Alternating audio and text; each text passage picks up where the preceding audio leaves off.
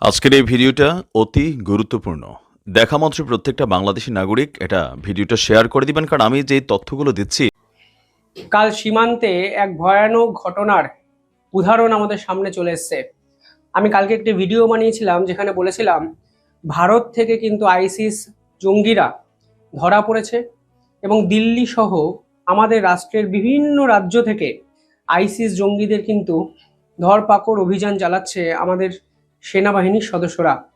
National security adviser নিজে পুরো বিষয়টিকে হ্যান্ডেল করছেন, কিন্তু সব থেকে ইম্পর্টেন্ট বিষয় হলো যতই ধরপাকড় হোক, আমাদের ভারতকে অশান্ত করার যে ছক পশ্চিমী দুনিয়া কিংবা আমাদের প্রতিবেশী রাষ্ট্রগুলো করছে তা কিন্তু এখনো সমূলে উৎপাটন করা সম্ভব হয়নি, যার প্রকৃত উদাহরণ হলো কাল বিএসএফ জওয়ানের মৃত্যু কালকে হয়েছে এবং যে জওয়ানের নাম আমাদের সামনে উঠে এসছে তার নাম লালু মুর্মু, যার বয়স ৩৫। এবং অত্যন্ত ইন্টারেস্টিং একটা বিষয়, যেখানে এই কর্মকাণ্ডটি ঘটেছে সেই ভারত বাংলাদেশের সীমান্ত, ত্রিপুরার সীমান্তে এই ধরনের ঘটনা এর আগে কিন্তু কখনোই হয়নি।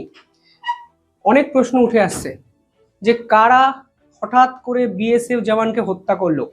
মানে আপনারা শুনেও হয়তো বুঝতে পারছেন, একজন বিএসএফ জওয়ানের কাছে সদা অস্ত্র থাকে, বন্দুক থাকে এবং ওরা আমাদের থেকে অনেক বেশি টেকনিক্যালি সাউন্ড।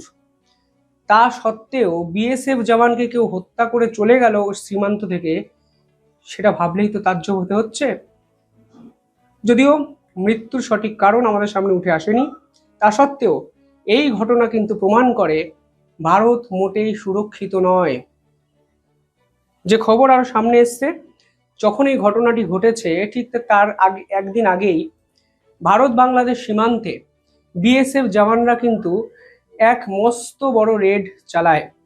দুর্ভাগ্যের বিষয় হলো সেই রেডের সঙ্গে বাংলার নামটা জড়িয়ে গেছে। এই রেডটি চালানো হয় কুচবিহারের দিনহাটার যে বর্ডার আছে সেখানে। বলা হচ্ছে শেষ এক বছরে সব থেকে বড় রেড এবং অনুপ্রবেশকারীদের আটক করেছে বিএসএফ এবং প্রায় 500 কেজি সোনা তাদের কাছ থেকে পাওয়া গেছে। মানে বুঝতে পারছেন, বিশাল সোনার ভান্ডার নিয়ে তারা ভারতবর্ষে ঢোকার চেষ্টা করছিলেন এবং 108 কেজি গাঁজা পাওয়া গেছে। এবার দেখুন, সোনা বা গাঁজা অনুপ্রবেশকারীরা এর আগেও কিন্তু বাংলাদেশ থেকে ভারতে ঢোকানোর চেষ্টা করেছে। ভারতেরও কিছু দালাল এই পুরো বিষয়টা ইনভলভ, তার বলার অপেক্ষা রাখে না। কিন্তু আমার প্রশ্ন হলো যে বিএসএফরা এত অ্যাক্টিভ হওয়া সত্ত্বেও, এদের শেষ পরিণতি মৃত্যু জানা সত্ত্বেও কিভাবে দিনের পর দিন এরা এই সাহসটা পাচ্ছে? লোকাল সাপোর্ট, দালাল, নাকি বাংলাদেশে বসে ভারতকে অশান্ত করার ক্রমাগত চেষ্টা বা ছক? তা কিন্তু আমাদের শেষ এক বছর ধরে হচ্ছে। এর আগে আমরা এই সকল ঘটনা এক দুবার জানতে পারতাম, ছোট ছোট কিছু অনুপ্রবেশকারীর ঘটনা আমাদের সামনে আসতো, কিন্তু শেষ এক বছরের প্যাটার্নটা লক্ষ্য করলে আপনারা বুঝবেন তারা বিএসএফ জওয়ানদের টার্গেট করছে। মেঘালয় একটি ঘটনা আমি নিয়ে এসেছিলাম আপনাদের সামনে, সেখানে বিএসএফ জওয়ানদের উপর ছুরি চালানো হয়েছে। কে ছুরি চালিয়েছিল? বাংলাদেশ সরকারের পুলিশ। ওদেশে পুলিশ ছিল, এদেশে তিনি কি জন্য ঢুকেছিলেন আমরা জানা নেই। এমনকি বাংলাদেশের এক বিজিবির সদস্য, তারাও কিন্তু ভারতবর্ষে ঢুকে যাওয়ার চেষ্টা করছে। রিপোর্ট কিছুদিন আগে বেরিয়েছে যেখানে দুজন বাংলাদেশের সেনাবাহিনীর সদস্য ভারতে অনুপ্রবেশকারীর চেষ্টা করেন এবং একজনকে ফিরিয়ে দেওয়া হয় এবং একজনকে জিজ্ঞাসাবাদের জন্য আটক করা হয়।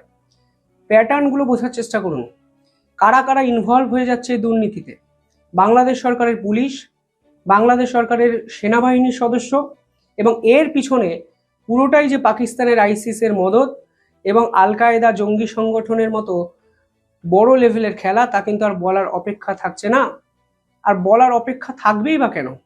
ওদেশ থেকে লাগাতারভাবে আনসারুল্লাহ বাংলা টিম বাংলাকে আলাদা করতে চায়, বৃহত্তর বাংলাদেশ করতে চায়, ভারতবর্ষকে টুকরো করতে চায় এবং এইভাবে দিনের পর দিন তারা একের পর এক অপারেশন করছে, যা আমাদের বীর জওয়ানরা অত্যন্ত মুনশিয়ানার সাথে কিন্তু প্রতিহত করছেন।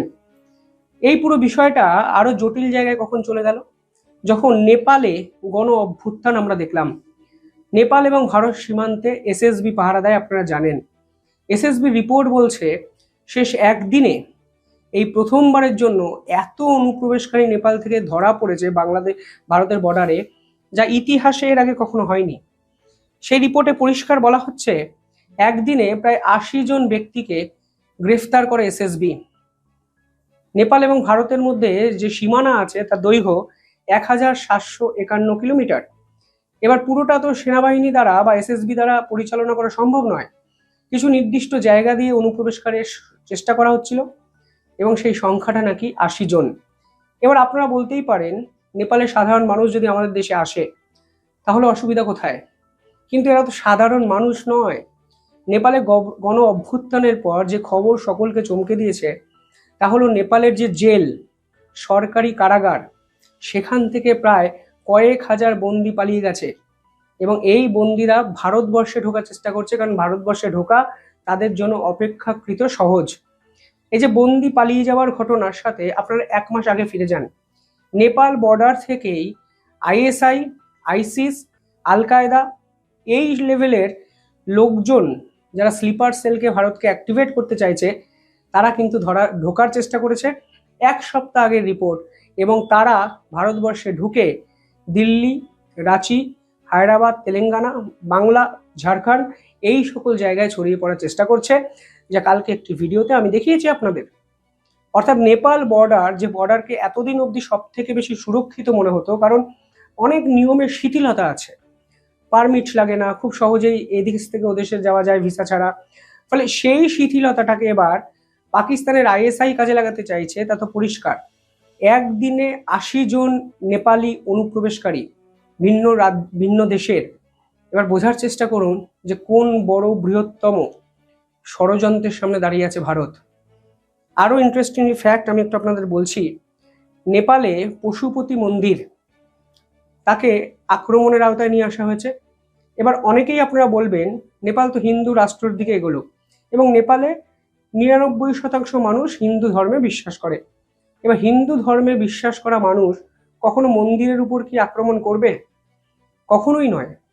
যতই হোক, আপনি যদি ধর্ম নাও মানেন, আপনি কোনোদিন জাগ্রত এক দেবীর মূর্তিকে উন্মোচন করে দেবেন, পদদলিত করবেন, ভাঙার চেষ্টা করবেন, এটা তো জামাতিদের কালচার। কিন্তু নেপালে কিন্তু আমরা গণ অভ্যুত্থানের পর পশুপতি মন্দিরকে আক্রমণ করতে দেখেছি। অর্থাৎ যদি সামারাইজড করেন পুরো বিষয়টি, তাহলে এটা দাঁড়ায় যে যারা গণ অভ্যুত্থান করিয়েছে সেই জেনজেড, এই জেনজিদের ভিতরেও এমন কিছু মানুষ কিন্তু মিশে গেছে যারা শুধু নেপালের জন্য থ্রেট নয়, তারা কিন্তু প্রতিবেশী রাষ্ট্র ভারতের জন্য অত্যন্ত থ্রেটফুল এবং ভয়ঙ্কর কিছু সম্ভাবনা কিন্তু নিয়ে আসবে। আরও একটা ইন্টারেস্টিং ফ্যাক্ট, যে ফ্যাক্টটা বলে এই ভিডিওটা আমি শেষ করব। কালকে এসএসবি নেপাল এবং ভারত সীমান্তে যাদেরকে অ্যাটাক করেছে, মানে যাদেরকে ধরেছে অপারেশন চালিয়ে, তাদের মধ্যে নাইজেরিয়ান এবং বাংলাদেশিদের পাওয়া গেছে। এবার বিদেশি পর্যটক আপনারা সরলীকরণ যদি করে দেন তাহলে ভাববেন নাইজেরিয়া থেকে নেপাল ঘুরতে গেছিল, প্রাণ বাঁচানোর জন্য ভারতে ঢোকার চেষ্টা করেছে। কিন্তু বিষয়টা কি এতটা সহজ? এই ভিড়ে বাংলাদেশিরা কেন থাকবে? এবং শেষ ৩ মাসে অন্তত এটা ২৫তম ঘটনা যে বাংলাদেশিরা নেপাল বর্ডার থেকে ভারতে ঢোকার চেষ্টা করছে। তারা বুঝেছে ইন্দো বাংলাদেশ বর্ডারে বিএসএফ আগের থেকে অত্যন্ত তৎপর হয়েছে, প্রোঅ্যাক্টিভ, গুলি চালাচ্ছে, লাশ ফেলে দিচ্ছে। তাই তারা নেপাল বর্ডারটাকে কাজে লাগানোর চেষ্টা করছে এবং এই গণ অভ্যুত্থানের পিরিয়ডটাকে ইউটিলাইজ করার চেষ্টা করছে, যা আমাদের বীর জওয়ানরা সীমান্তে দাঁড়িয়ে কিন্তু প্রতিহত করেছে। তবে সবশেষে কিন্তু প্রশ্ন থেকেই যায়, ভারত বাংলাদেশ বর্ডারে আমাদের বীর এক সৈনিককে হত্যাটা করলো কে? পিছনে কি অন্য কোনো ষড়যন্ত্র ছিল, বিদেশি শক্তি, নাকি এই বীর জওয়ান অনুপ্রবেশকারীদের আটকাতে গেছে এবং অনুপ্রবেশকারীরা কোনো না কোনোভাবে সেই বীর জওয়ানকে খতম করার চেষ্টা করেছে এবং তিনি স্পট ডেড হয়ে গেছেন? প্রশ্ন থাকলো, আপডেট এলে আপডেটেড ভিডিও আপনাদের জন্য আমি বানাবো। দেখতে থাকুন দ্য ইন্ডিপেন্ডেন্ট বেঙ্গল।